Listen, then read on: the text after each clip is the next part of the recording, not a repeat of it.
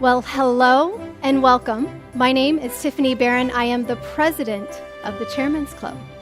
It is a real pleasure to be your host for this program, Create Your Own Economy. Now, permit me to begin by telling you that the ideas that you are about to explore are not only fascinating, they are truly transformational. In fact, I'd actually like to share something with you. This is what Jack Canfield said. He's the co-author of Chicken Soup for the Soul series. Since I started applying Bob Proctor's principles and strategies in my life, my net worth has multiplied 40 times. He has multiplied his net worth. It may sound like a bit of an exaggeration, but I can tell you from my own personal experience that it is not. Now, I was raised to believe that I had to follow a very orthodox path in order to earn a lot of money and live the lifestyle that I wanted to live. And that's what I did. I went to college. I got a very good degree in electrical engineering. And straight from college, I went on to work at a big corporation. And years went by, and I found myself feeling very dissatisfied. I wasn't earning the amount of money that I wanted to be earning, and I definitely wasn't living the lifestyle that I wanted to be living. And I became a student of Bob Proctor's teachings a number of years ago. I remember this day so clearly. I was sitting in my room in Portland, Oregon, thinking about how I was barely able to pay any of my bills. And I remember just looking up into the sky, and I slammed my hand on the table, and I said, enough is enough. And just like that, I heard the words of Bob Proctor in the background saying, I am so happy and grateful now that money comes to me in increasing quantities through multiple sources on a continuous basis. And that's when I made the decision that is my belief about money. It's no longer that I don't have enough. It is that I am so happy and grateful now that money comes to me in increasing quantities through multiple sources on a continuous basis. So needless to say, over the past few years, my financial situation has changed like night and day. And it has made my world so much better. And I know that it can do the same for you.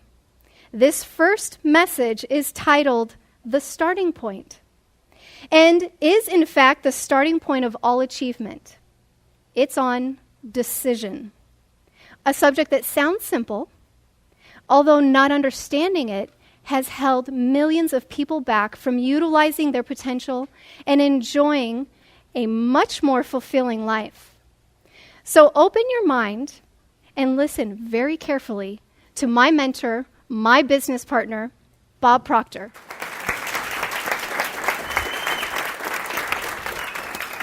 Thank you, Tiffany. Thank you. As you sit and think about the concept of creating your own economy, most people think of it as some kind of a fantasy. It would be nice, but. And then they immediately go down a road of why they can't do it. I think what you want to realize is that the young lady in the front of the room, what she told you is on the low end of what she's doing. She actually has MSIs, and you'll see in our material where she points out that we can teach you to earn so much money when you're sleeping that you can do anything you want when you're awake. People look at that and they laugh. They think, that's a pretty good line. But most people have a difficult time believing what they really want. What they don't want, they can buy into that in a hurry, and most people do. 1% of our population earns 96% of all the money that's being earned. It's almost unbelievable. In fact, If you're not familiar with these statistics, you would probably have a difficult time buying it. But the truth is that finance is so totally out of balance that it is hard to believe. Now, we go right through our educational system. We learn absolutely nothing about earning money. Now, when we talk here about create your own economy, there's been people creating their own economy as far back as you can go. This is not a new idea. This idea is very real. What we're going to cover here is really powerful information. The beautiful part about this is that it doesn't stop at the end of this program.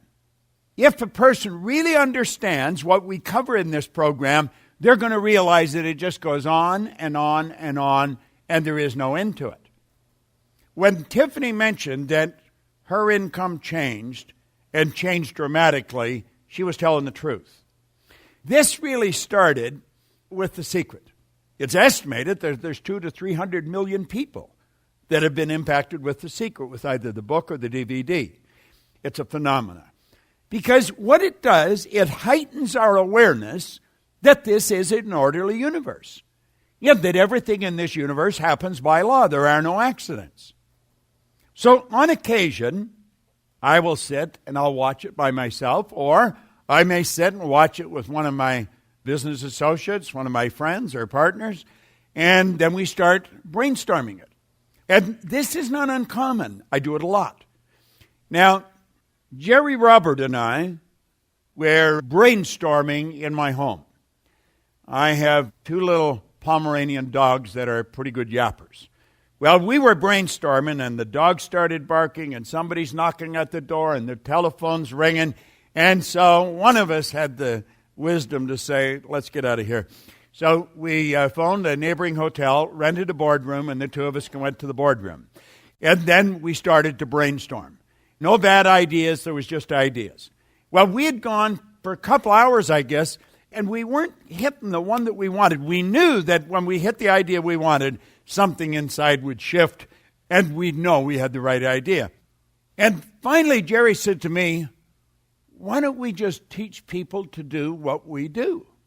And I looked at him and I said, well, what do? We do a lot of different things. We have a dozen different companies that operate in over 109 countries now. And so, when he said, let's teach people, I'm thinking, what's he referring to?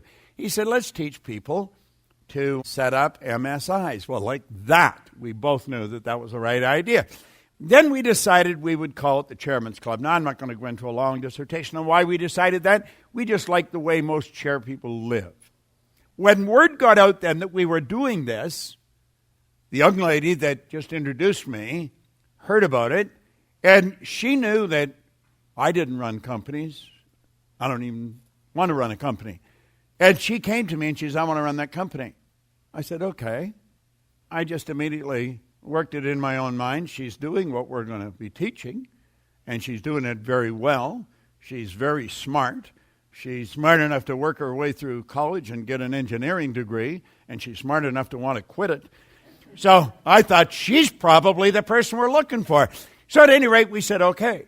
And she has put a phenomenal team together, and we operate the Chairman's Club. Now, the Chairman's Club is where we teach people to create their own economy. You'll see on the Chairman's Club, we have a line that says, where wealth is a predictable result. And why do I say that? Because this is the only way that wealth is created by an individual that hasn't got it and wants it. And if you go back in history, you can go right back to the ancient Babylonians, and you're going to find in every case, I don't know of an exception, where they have multiple sources of income.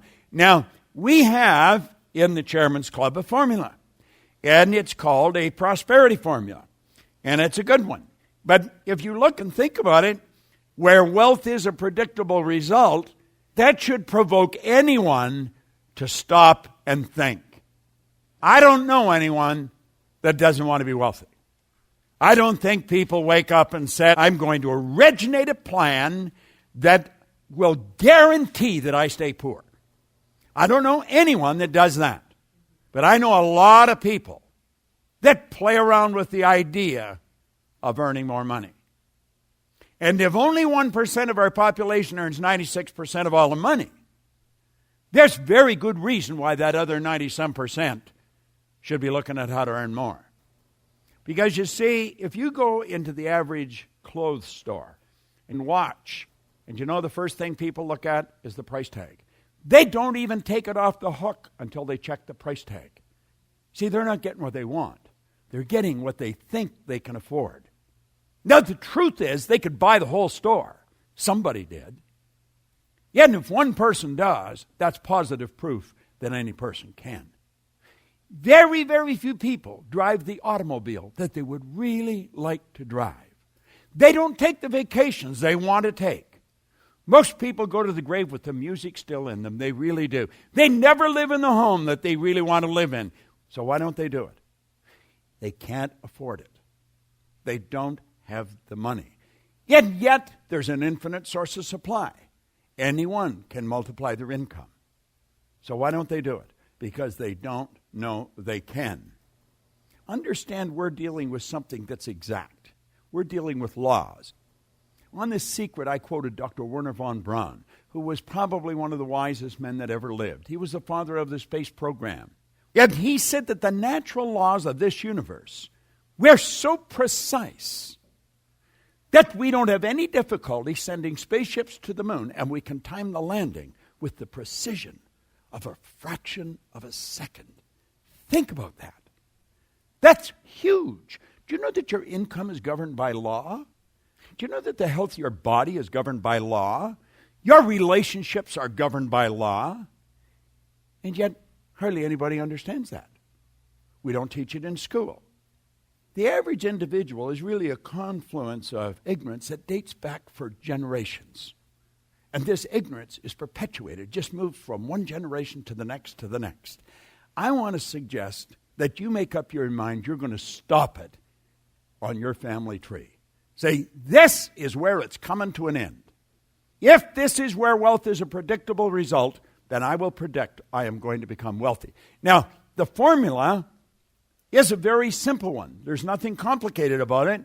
But if you study wealthy people, and I've been studying them for a long time, I began studying wealthy people when I picked up this book in 1961. Many of you weren't even alive the day I picked up this book. Yet everything in my life began to shift, and I made up my mind I would read this for the rest of my life. I thought, if the author would devote his entire life to researching and writing this, I thought it would be a pretty prudent move on my part if I dedicated the rest of my life to understanding what he wrote. And I've done that, and I just keep studying it, and I never stop studying it. And I have found, like Napoleon Hill found, that wealthy people have something in common. There's a golden thread running through their life. Andrew Carnegie, at one time, was the wealthiest man in the world. He spent half of his life earning money, yet he spent the other half giving it away. But he realized that no one had ever written the laws of achievement. So he commissioned Napoleon Hill to do that, and Hill said he would.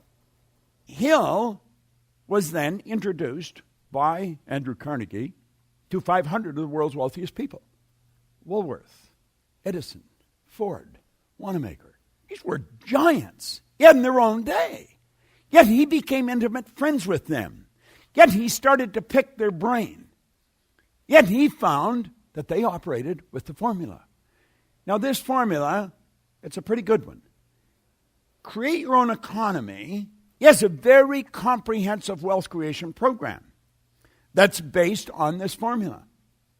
C3, consciousness, creativity, and connections. Consciousness. What do we really mean by that? Consciousness. Consciousness or conscious awareness is a subject that most people give very little thought to, yet it governs every aspect of our life. It governs the success in our life.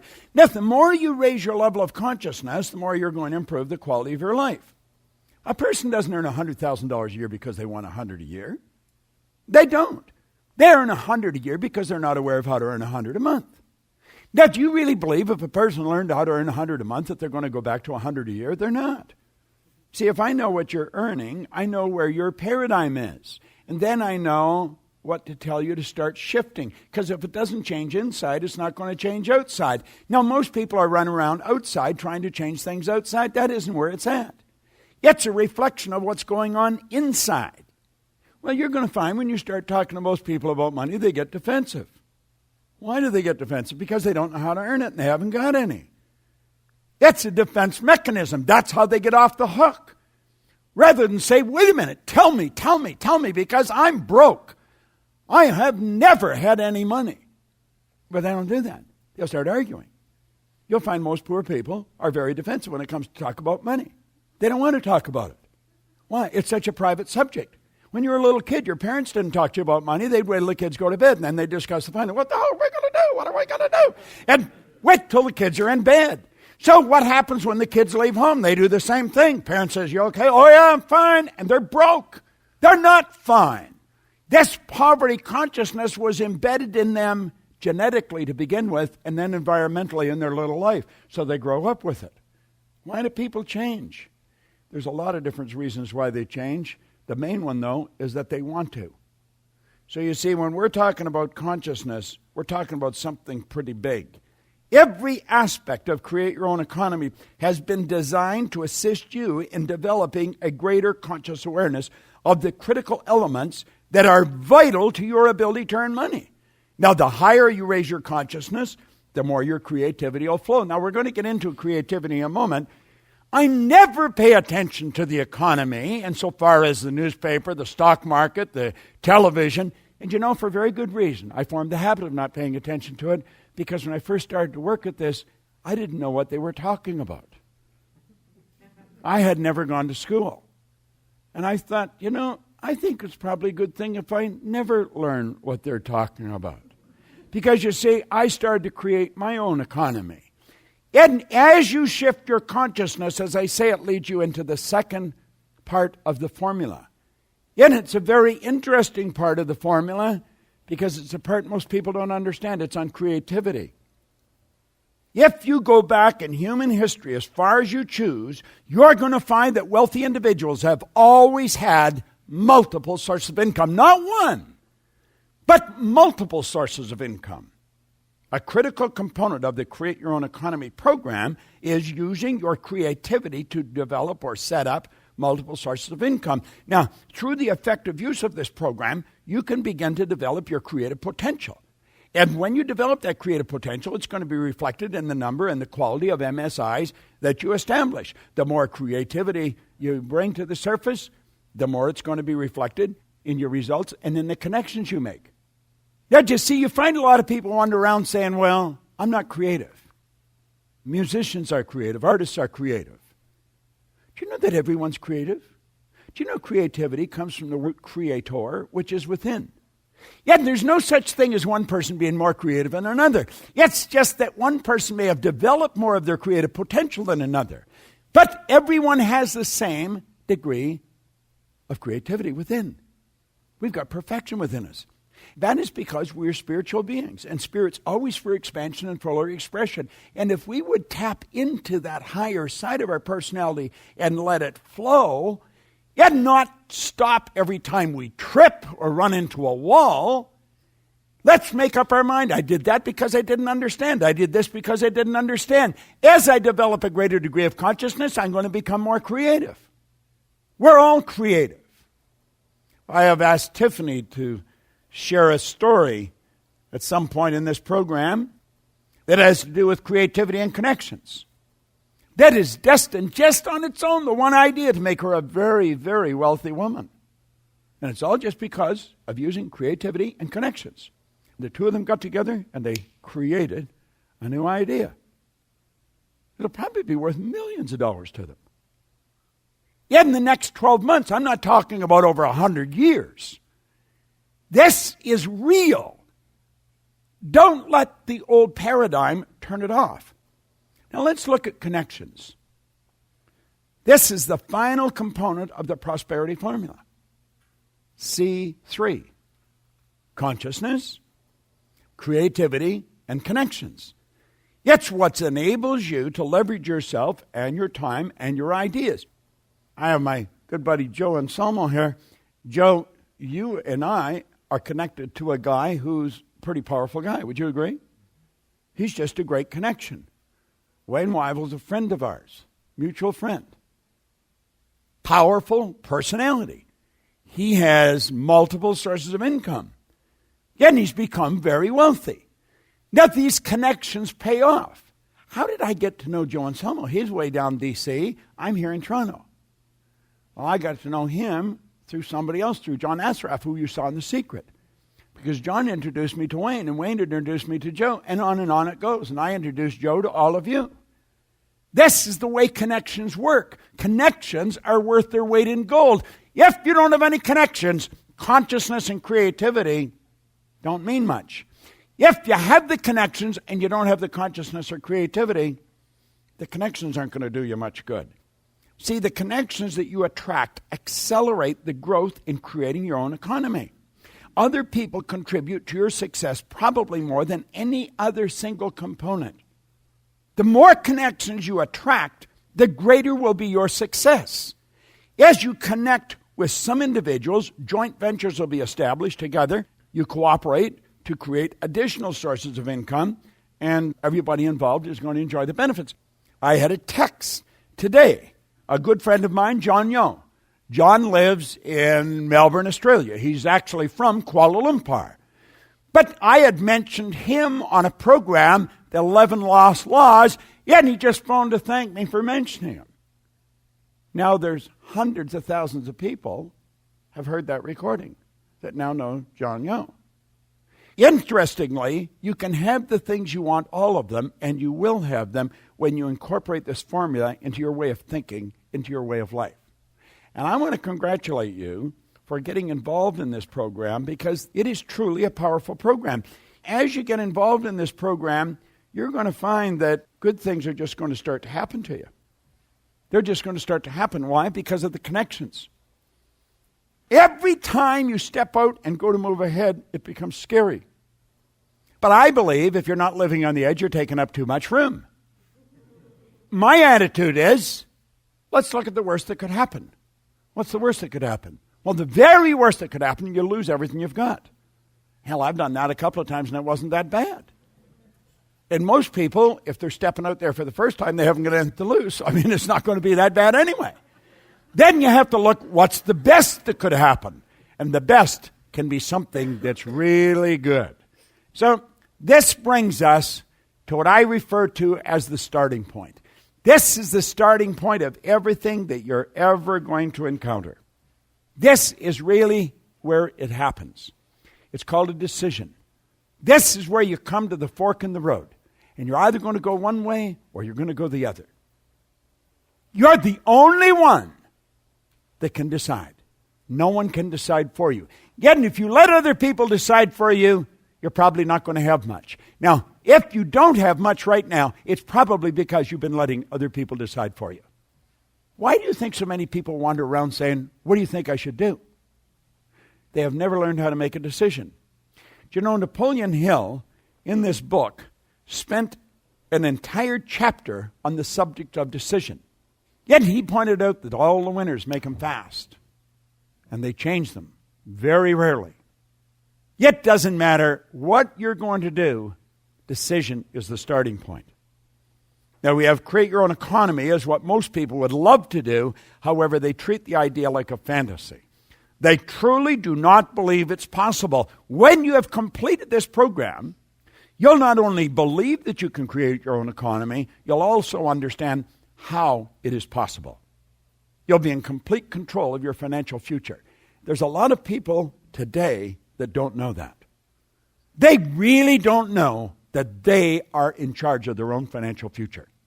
They're hoping someone gives them a raise. They're hoping someone favors them with a deal. We're in charge of our own economy. We always have been and we always will be.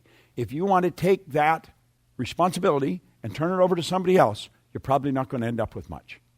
But if you want to take that in your own hands and say, I'm going to make it happen, you're going to be away to the races. Now, we point out that the subject of money has truly fascinated people for a long time. Surprisingly, you're going to find, if you haven't already, you could actually look all day, possibly all month, not find anyone who really understands how to earn money. Frequently, I would have anywhere up to 1,000, 2,000 people sometimes from financial institutions and seminars. And I would ask them, how many of you have ever sat down with anyone that really understands money? Maybe only 2 or 3 people to hold up their hand. And I'd say, you are supposed to understand money. You're the one that people are looking for. And if you don't understand it, and you've never sat down with anyone who understands it, maybe that's why you're not doing as well as you would like to do. Now, first you may think that this is a grossly exaggerated statement. However, I'm going to mention it again. 1% of our population earns 96% of all the money. See, the truth is, most people are just grinding out a living. They're following a strategy for earning money that will not permit them to live the good life. We were raised with the idea that you go to work to earn money. That's the very worst way to earn money. Many people that do this, you'd think, well, why are they so stupid? They're not stupid. They're intelligent people, and they're good people. Just because the results aren't there doesn't mean they're stupid. Some of them are absolutely brilliant. Why do you think we have so many poor old people? I'm going to tell you why. We got a lot of poor young people that get old and they never learn how to earn money. That's your bottom line right there. Now, when most people are growing up, they're left with the impression that if they're going to earn a lot of money, that they're going to have to be really bright, they're going to have to be well educated, and they're going to have to be lucky. The truth is that earning money does not necessarily have anything to do with luck, with age, with gender, geography, formal education, background, or business experience. If you want to earn a lot of money, there is one simple prerequisite, and that's the starting point. You must make a decision that you're going to earn a lot of money. That is it. It's as simple as it sounds. You can kick it around all you want. But at the final analysis, you're going to find that it's the common denominator that has enabled wealthy people to earn a lot of money. Decision. You can sit right where you are right now. I don't care if you're sitting in your car, if you're sitting here in this room, or if you're sitting in the bathtub soaking in the water. This is a mental move. It has nothing to do with geography. Just make a decision that you're going to do it. Now, to properly prepare yourself to make this decision to create wealth, it's suggested that you give your attention to the following 3 important subjects that accompany this exercise. Now, before we do, I want you to build a picture in your mind. And this is a picture for making a decision. I want you to visualize a sheet of paper in front of you. It may be a writing pad that you write on that's lined. Right across the center, it says these lines represent levels of vibration. So I want you to visualize this in your mind. You've got a line pad, yet right in the center it says these lines represent levels of vibration, and the next line says these levels of vibration are often referred to as frequencies. And then it suggests that we think on frequencies. We actually think on frequencies. Now, I want you to go to a line about 3 or 4 up from the bottom, and I want you to write some puffy little clouds on the line right across, go from the left to the right. And then on the right-hand side, write the word results, all on the same line. So you've got puffy little clouds going across a line, and at the end of the line on the left-hand side, you write the word results. Now I want you to go up about 7 or 8 lines on the right-hand side, and on the line, write a star. Yet in the center of the star, write the word goal. Now, the goal could be anything. It could be a beautiful new Mercedes automobile. Yet might be a trip to Rome to go shopping. If you live in Rome, it might be New York. Yet could be a beautiful home. Yet might be just to create a portfolio worth a few $1 million. Yet doesn't matter what it is. There's only one prerequisite. You've got to want it. What do you want? Now, we're fantasizing at this point. We're just fantasizing. You don't have to know how you're going to do it. You don't have to know where the money's going to come from, nor do you have to know where the help's going to come from. Now, think of what we're doing again. You've got a line pad in front of you. Yet if you happen to be in a position where you don't have a line pad, build a vision. Put 3 or 4 lines up from the bottom. We put puffy little clouds from the left to the right-hand side of the sheet. And at the end on the right-hand side, you write the word results. Now, the puffy little cloud represent thoughts. And as you pull the thoughts together, they turn into ideas. And it's the ideas that you're thinking about that produce the results you're getting. Yet you're saying, but I don't really like these results. I would like to get better results. Yet, so you write this star about 7, 8, 9 lines up on the right-hand side on a line. Different frequency than the one you're thinking on. Yet, and then you say, that's what I want to do. This is what I really want. And you really want to do that. Then you follow up by saying, and as soon as I get the money, I'm going to do it. As soon as the circumstances are right, as soon as she agrees with me, as soon as he gives me permission, then I'm going to do it. Right after my birthday, then I'm going to do it. If you want something, yet doesn't make any difference what the results you're getting now, yet doesn't make any difference what kind of thoughts you're thinking now, if you want something, you just say, that is going to happen. When Jerry, Robert, and I sat in this hotel and originated the idea for the Chairman's Club, we had absolutely no idea how it was going to start, how much it was going to cost. We didn't know where the money was going to come from, or we didn't know where the resources are coming from. But 1 year later, we had taught this to people from all over the world. And some of them have earned a lot of money. Yet they've got a lot of different sources of income. When you want something, it doesn't matter what you've got. Yet doesn't matter whether you've got the connections. The beautiful thing about The Secret is that it created an acute awareness of the law of attraction. What you want to understand is that the law of attraction, it's a secondary law. The primary law is the law of vibration. That law decrees that everything vibrates, nothing rests. Do you know that you and I live in an ocean of motion? Hold your hand up in front of your face right now. Hold it up and look at it. Yet looks to be still, doesn't it? It is not still. Do you know that's a mass of energy and it's vibrating so fast it appears to be still? Do you know at its very best it's a sieve? Now, do you know after you move out of that body that you're living in, that hand will still be moving? The body in a coffin's moving. Now, you may be thinking at this point, this guy's been sniffing something, you know. But the truth is, everything in the whole universe moves. Nothing rests. Go pick up the remains in a funeral parlor somewhere. Look at it through the proper microscope, and you'll see it moving. And if it wasn't moving, how would it ever change to dust? Now, that should keep you thinking for a good 20 years, shouldn't it? Vibration is a law. I want you to understand that your brain is an electronic switching station. Your body is a molecular structure.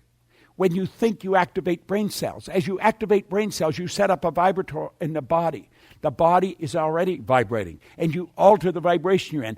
As you alter the vibration you're in, you flip yourself onto a different frequency, and you know what you attract to you? Whatever's vibrating on that frequency. Everyone is where they should be. You're always in the right place for the right reason at the right time. The trick is to be consciously aware of why you're where you are. The trick is to become consciously aware of the lesson that's to be learned right here, right now. Not tomorrow, not later today, right here, right now.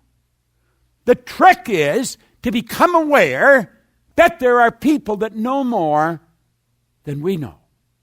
That is a good way to keep from becoming arrogant, complacent, egotistical.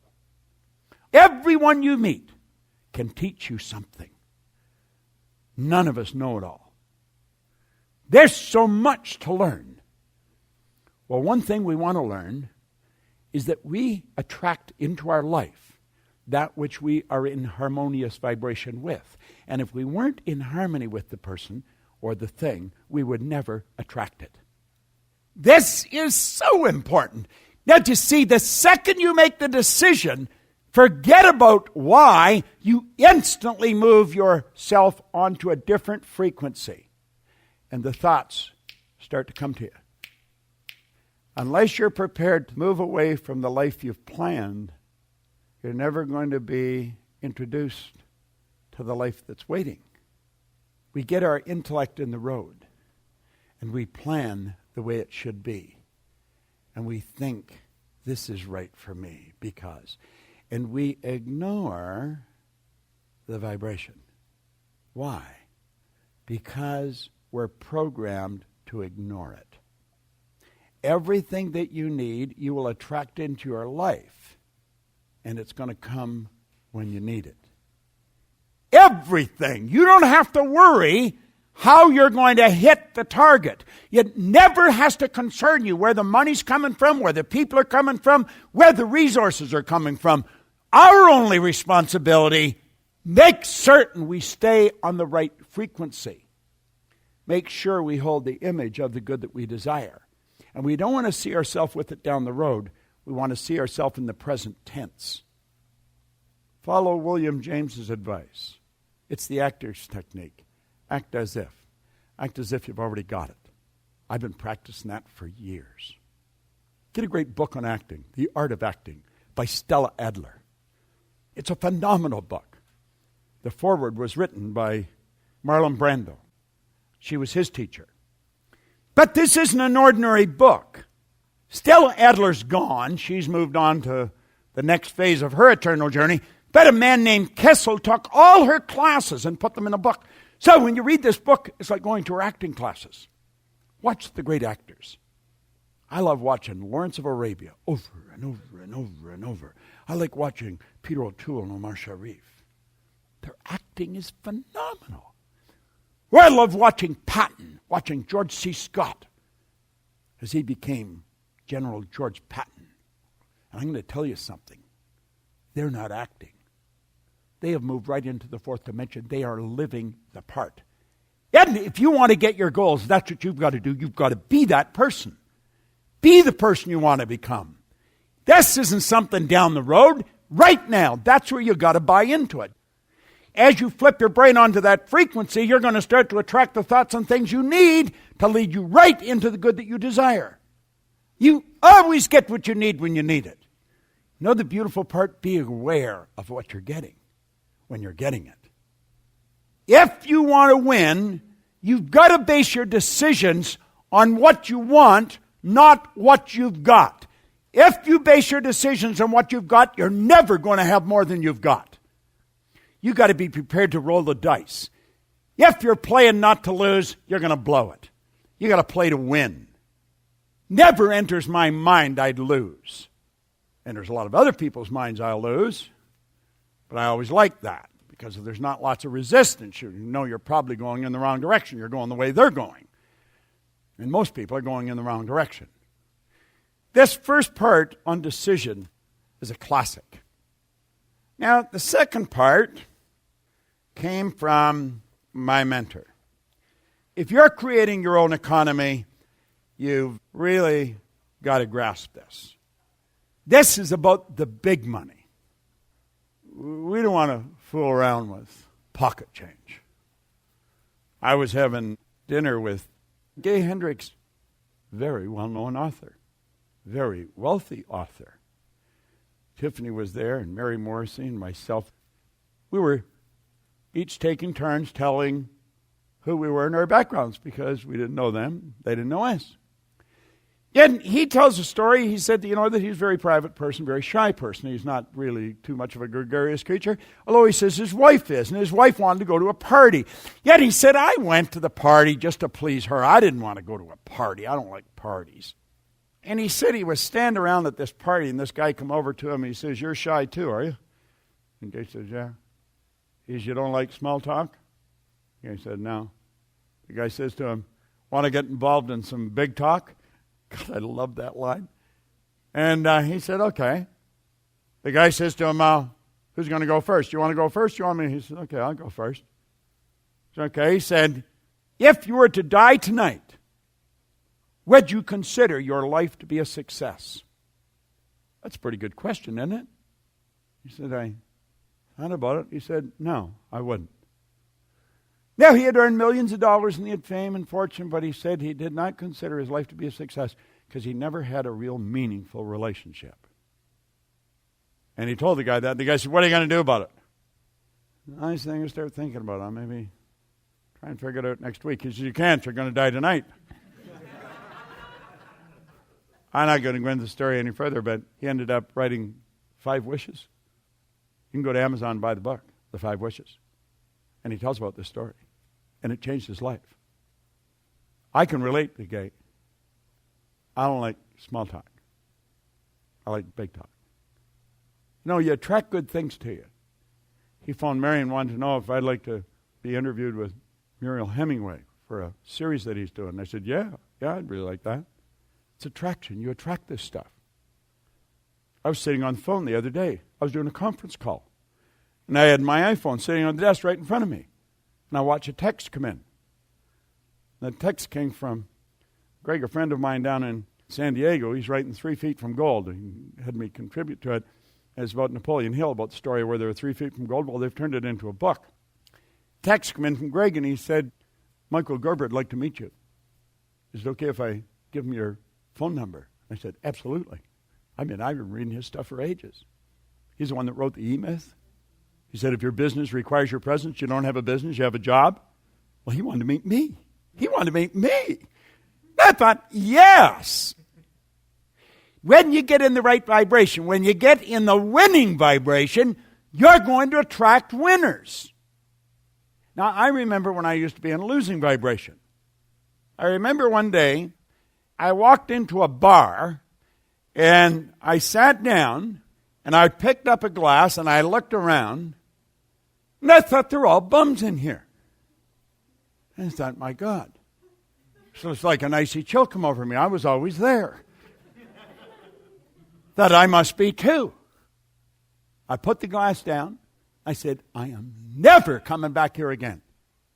And I'm never going to drink this again. And I never have. That's many, many years ago. I'm a little thirsty, but... But you see, if you're not prepared to make decisions and stick to them, you don't deserve to win. If I make a decision, there's nothing that you'll put in front of me that will stop me. Because I know that if you go God's will, God's way, you're going to win. You will attract what you need when you need it. Now, Hill's talking about the big money. He said, when money comes in quantities known as the big money, it flows to the one who accumulates it as easily as water flows downhill. Now, he says there exists a great unseen stream of power, which may be compared to a river, except that one side flows in one direction, carrying all who get into it down that side of the stream, onward and upward to wealth. The other side flows in the opposite direction, carrying all who are unfortunate enough to get into it and not able to extricate themselves from it, downward to misery and poverty. Now, he said every person who has accumulated a great fortune has recognized the existence of this stream of life. It consists of one's thinking process.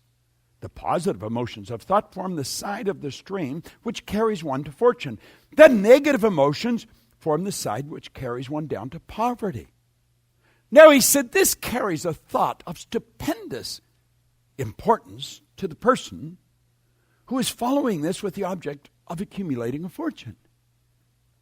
If you are in the side of the stream of power which leads to poverty, this may serve as an oar by which you may propel yourself over into the other side of the stream. It can serve you only through application and use. Merely reading and passing judgment on it, either one way or another, will in no way benefit you. He said poverty and riches often change places. This is really interesting. Poverty and riches often change places. I think you heard Tiffany Barron, who opened the meeting, say that she looked up and slammed her hand down and said, enough is enough.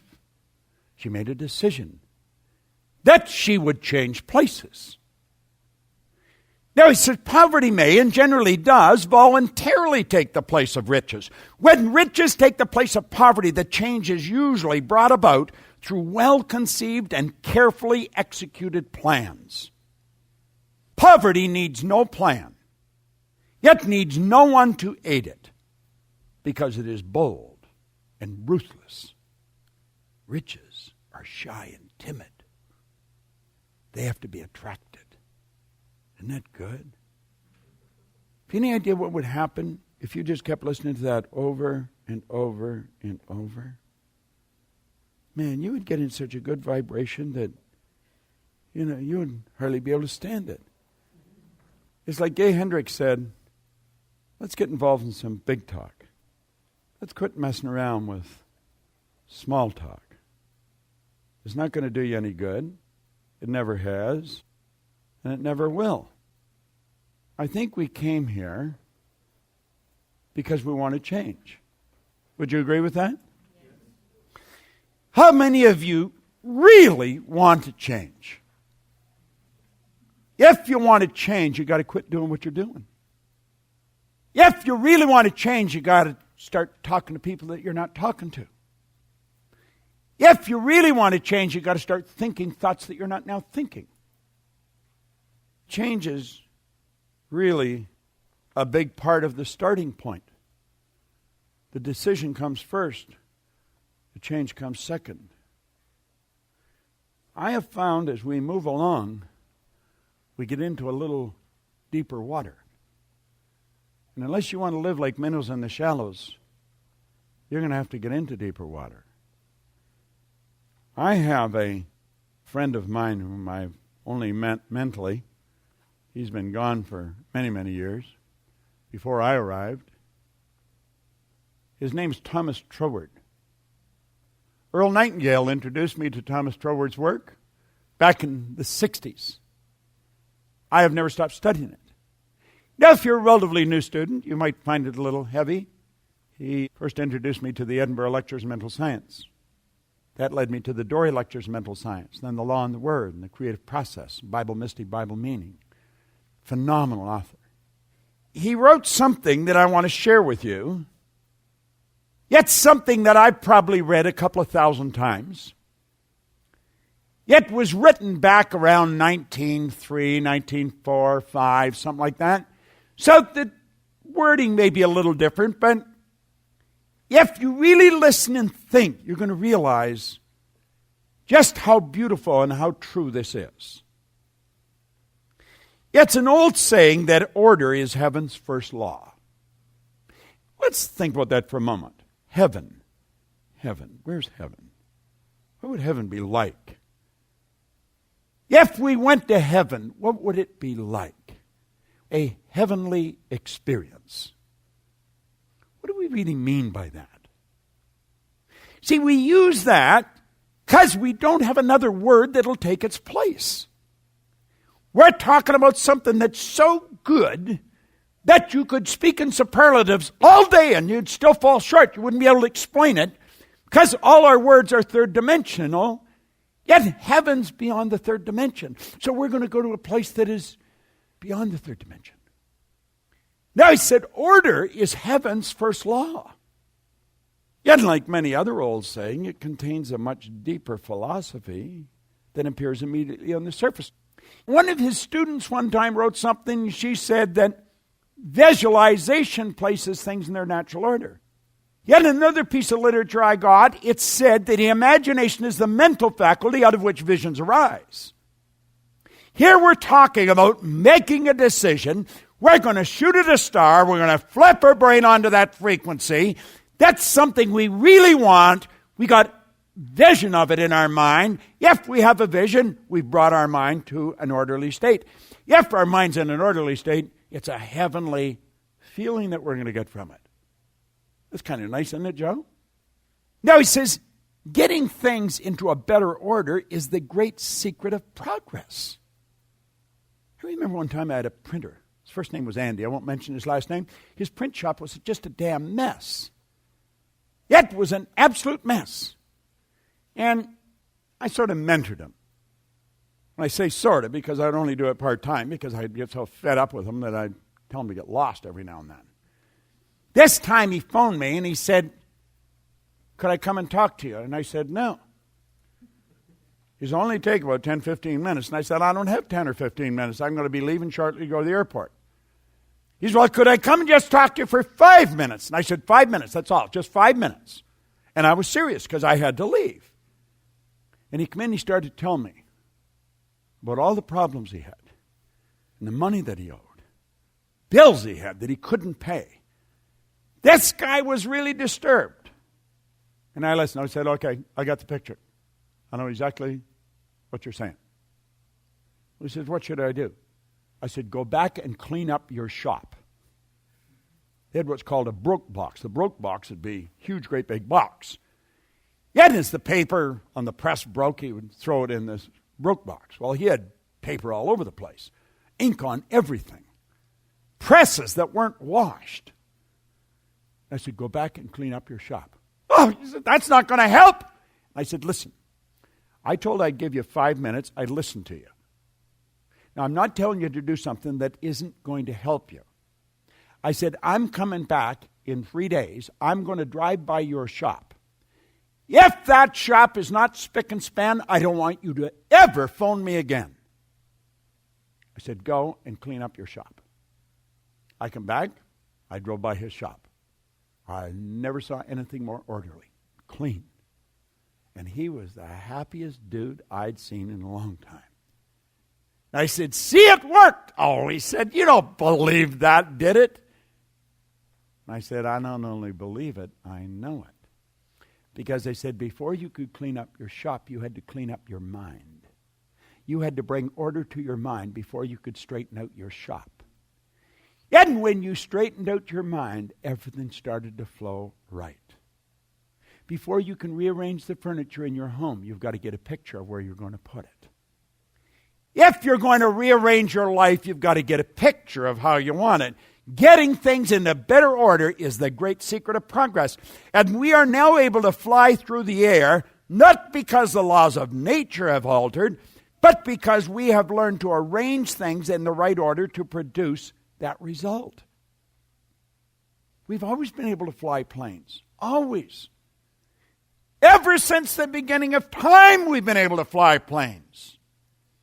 If nothing's created or destroyed, and all science and all theologies tell us that, we've always been able to do it. What was missing? Consciousness. What did we say was in the formula? Consciousness, creativity, connections. The things themselves had existed from the beginning of the world. But what was wanting was the introduction of the personal factor. You know what the personal factor is? The person, the soul, you. That's what was missing. All the elements were there. The person to bring order, build the picture, cause it to happen. The creator wasn't there. So you're a co-creator. But what was wanting was the introduction of the personal factor, which, by an intelligent perception of the possibilities contained in the laws of nature, should be able to bring into working reality ideas which previous generations would have laughed at as the absurd fantasies of an unbalanced mind. The intelligent perception of the possibilities. Are you intelligently using your intellect, your intellectual factor called perception? Are you using it? Are you using it intelligently? Are you taking a look at the phenomenal opportunities there are? By the time we finish this tomorrow night, your head's going to be spinning because we're going to cause you to have an intelligent perception of the possibilities. Now listen to this. The lesson to be learned from the practical aviation of present day is that of triumph of principle over precedent. Do you know what's precedent? Your paradigm causes precedent. It's what happened in the past, and we study that. That dictates what we're going to do in the future. If you let your history dictate what your future is going to be, you're not going to have very much. And you want to know something? Most people haven't got much more than their parents, their grandparents, and their great-grandparents.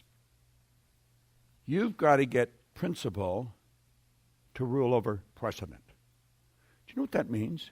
That means making a decision right now that you are not going to leave this place and do the same thing that you've done in the past. It's principle over precedent.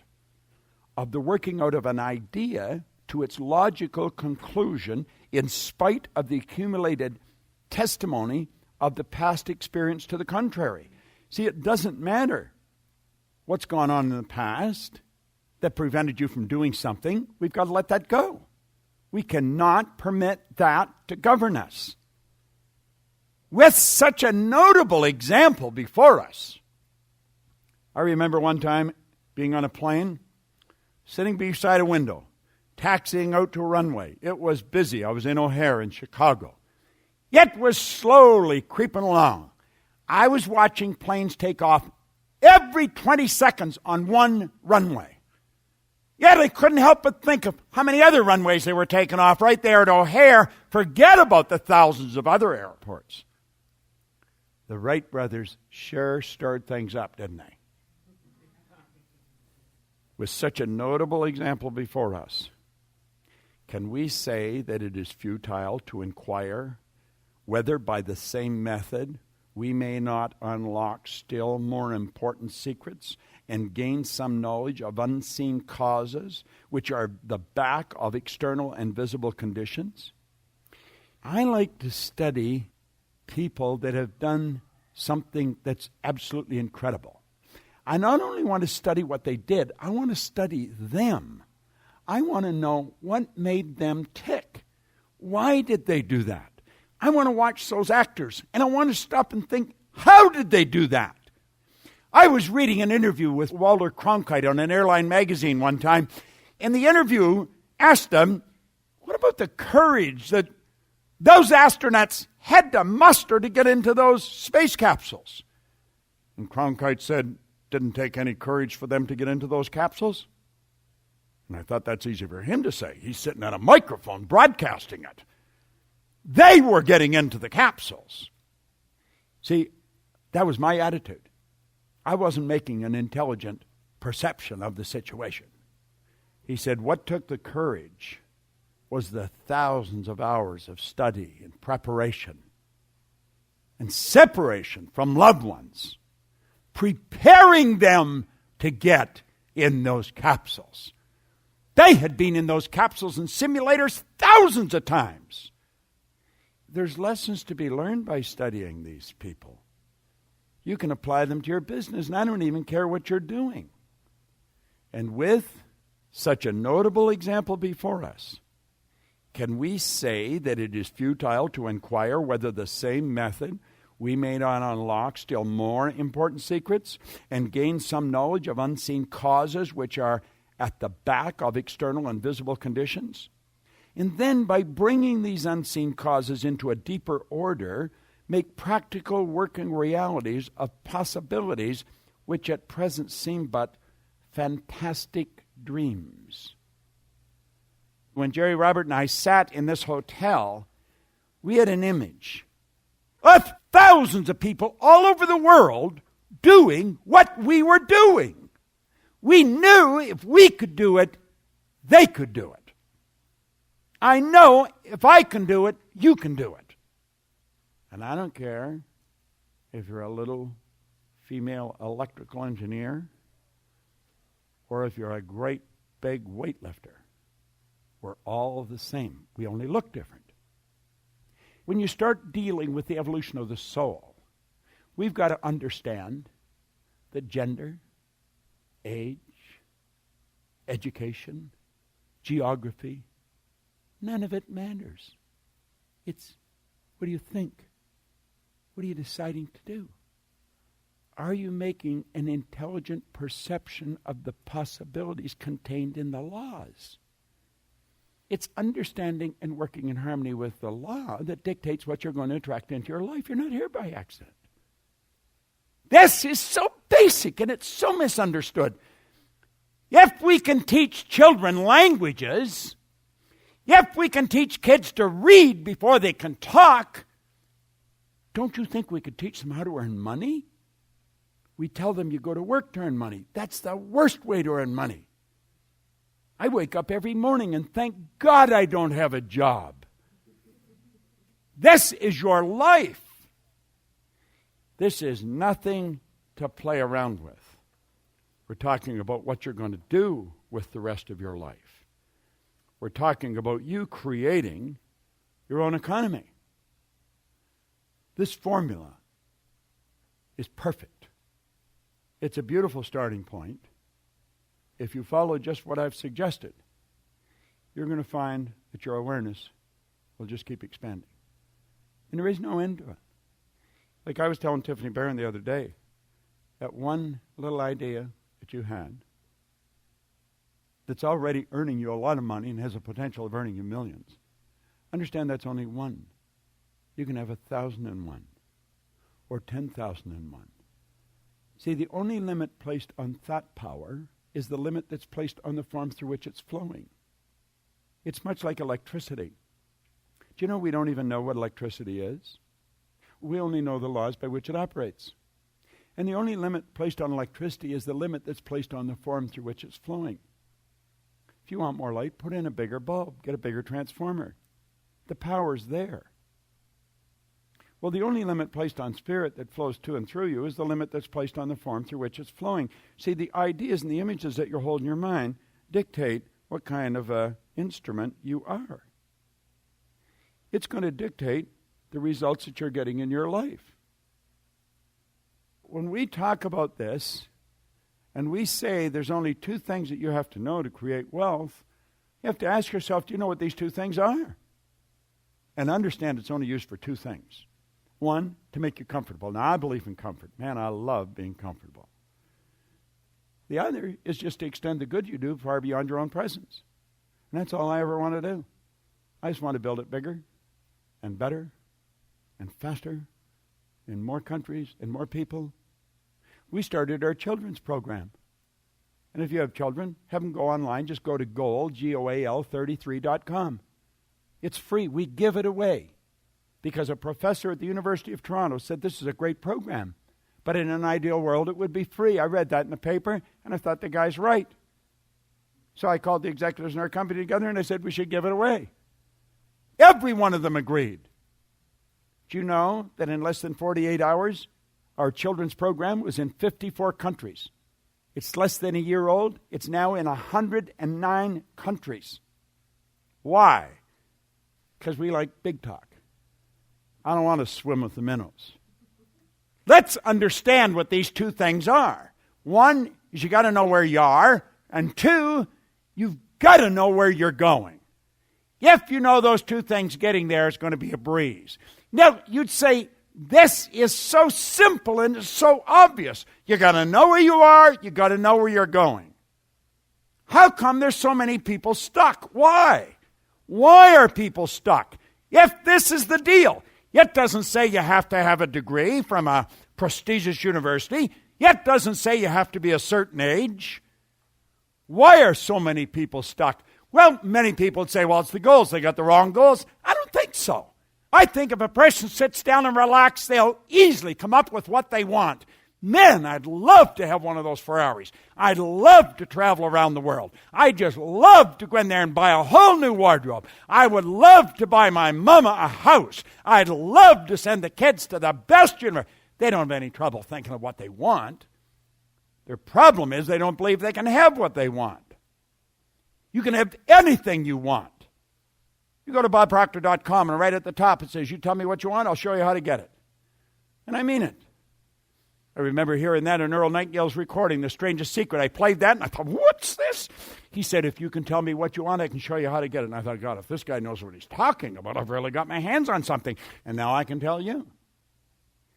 You can tell me what you want, I can show you how to get it. I think the problem's here. You got to know where you are. Now, what do we mean by that? You got to know where you are. Well, most people don't know where they are.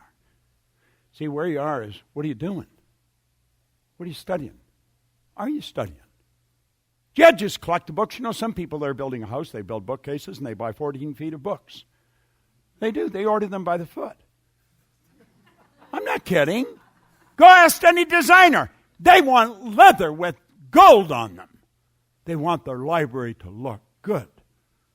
You not only have to read them, you have to understand and apply it. What do you do? What time do you get up? What do you study? How do you study? Do you know how to study? How many times have you read a good book? How many good books do you own? Who do you mix with? Would you want your kids to be like the people you mix with? Do your friends, the one that you spend most of your time with, are they involved in big talk or is it all small talk? I'm not talking about whether they're good people. There are a lot of good people that are poor people, dull people, bored people. I'm not talking about good. Some people, you see them with a smile on their face, they're not happy, they're simple. There's nothing working inside. The elevator doesn't go all the way to the top. We've got to ask ourselves, what am I doing? How do I live? Do you do what you really want to do? Most people are not living the way they want to live. They're living the way they think somebody else thinks they should live. Do you know at the best, that's got to be a bad trip. If you don't live the way you want to live, you're not even living. Now, you may say, well, wait a minute, Proctor. That's a pretty selfish attitude. Really? Who told you that? The guy next door? Who's following the guy next door? Who's following you? See, most people are just going around in a circle. When their heart stops beating, it's going to be a formality. They've never lived. Oscar Wilde says, selfishness is not living as one wishes to live. Selfishness is asking others to live as one wishes to live. Isn't it strange you see law firms, Proctor, and Proctor? Wouldn't it seem like maybe one of them wanted to let their hair grow long and play a guitar? Do you ever watch people do something they love? There was 3 of us in a studio last Sunday in Phoenix, and we watched people do what they really loved to do. They were really pros. Man, did I ever love working with them. I would just love to go and sit and watch them every now and then. And they must have loved working with us because we were talking about doing what they're doing. Now, I think any one of them in there probably could have earned more money on any given day somewhere else. But they wouldn't have been doing what they loved. It's kind of nice watching people do what they love to do. There's so many people that are doing what they don't like doing. You go on the street anywhere in a major city in rush hour, and you'll see people driving. They got a grip on the wheel. It looks like they're getting ready to go to a stadium somewhere and wrestle. They're so angry. And they're going to work for somebody they don't like who's probably incompetent. And they're underpaid. And you know something? They deserve exactly what they're getting because they decide to go there. J. Martin Coe wrote a marvelous book called Your Greatest Power. And your greatest power is the power to choose. You're going to reflect back on this experience, and you're going to realize you really understand now how to create your own economy. It's a beautiful thing. I want to thank you for your attention, and I'm going to turn it over now to my business partner and a very brilliant lady who's going to summarize exactly what we've covered. Miss Sandy Gallagher-Alford.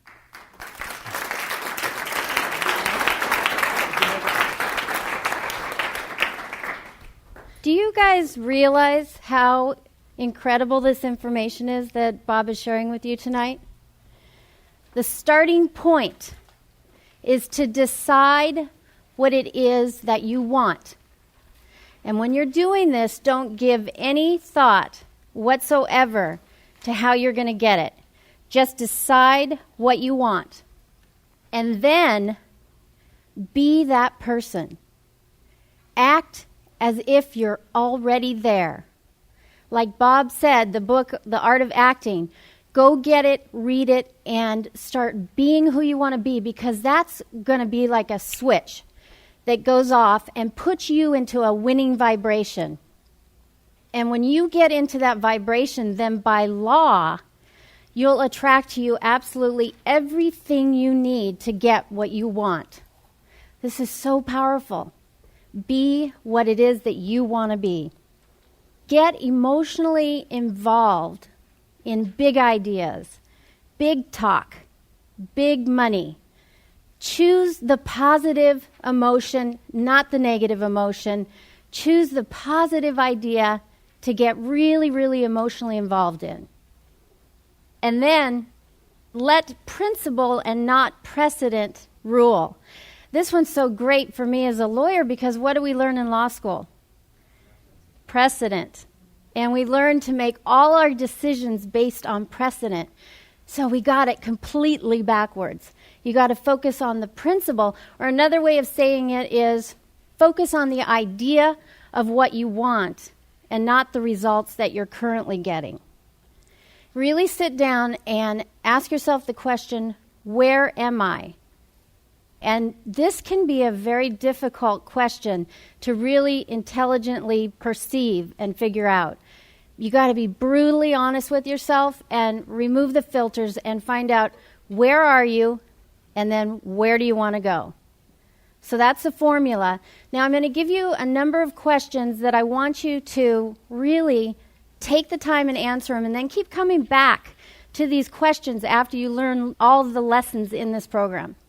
So first, what can you do to expand your level of conscious awareness? How can you use your creativity to develop multiple sources of income? What connections do you already have that can help you have a breakthrough idea? And what connections can you foster today? Do you consider your life to be a success? What more would you do in order to consider your life to be a success? What do you want? What do you really, really want? What ideas are you getting emotionally involved in? Are they the ideas that are going to get you what you want, or ideas that won't get you what you want? Are you open to the idea that there's so much more for you to understand? Are you open to new possibilities? Are you intelligently using your intellectual faculty, your perception? What's ruling in your life? Precedent or principle? Your paradigms or the idea of what you really want? Describe a lifestyle that you would like, that you would enjoy if you had big money. What are you committed to changing in your life? And then finally, where are you now and where do you want to be? Think about these questions, answer these questions, and think about the 5 key things that we've talked about today in session 1 of Create Your Own Economy.